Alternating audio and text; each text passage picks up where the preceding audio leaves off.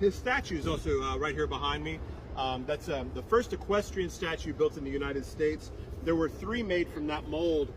We have one. One is in Washington, D.C. in front of the White House in Lafayette Park, and then the other's in Jackson Square in New Orleans. So it might look familiar to you if you've been to any of those spots. This is one of the more famously haunted places in Nashville. You can't even hardly pick up a book on Southern ghost stories without finding a reference to some of the ones here. Not only Rachel, but there's a few others as well. It's been haunted almost ever since it was first constructed, because one of the oldest ghosts at this site is the architect that designed it. He was a man named William Strickland. Strickland was from Philadelphia. He was a world famous architect, and he did a lot of great work in the city of his hometown as well as here in Nashville. He was in very high demand when Tennessee hired him. So he came down here in 1845. He went with a Greek revival style. You probably noticed that War Memorial Plaza where the music was happening there, and here everyone's kind of taken that Greek theme and run with it all over the city, with our Parthenon, a lot of our statues, and other buildings around town. He thought he'd be here for maybe 3 or 4 years. He ends up being here the rest of his life. He moves here in 1845.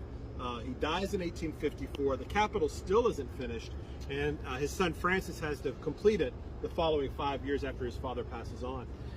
And those were really kind of miserable, frustrating years for William. He had no intention of spending that much time here in Tennessee. He wanted to be back home. And most of the delays in construction were due to another politician named Samuel Morgan.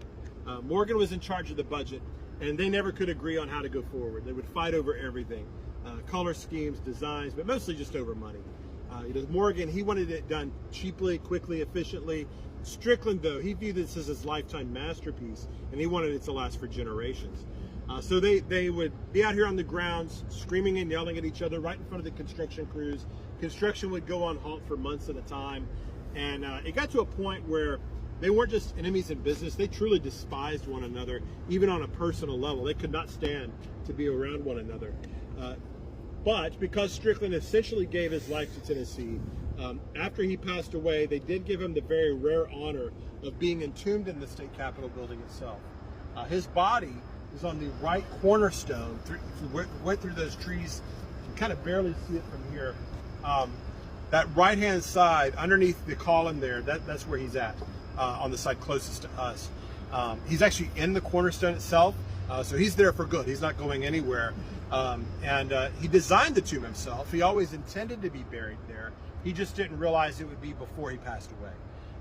And it was a rare honor that Tennessee gave him by allowing him to be entombed in the Capitol, but not a complete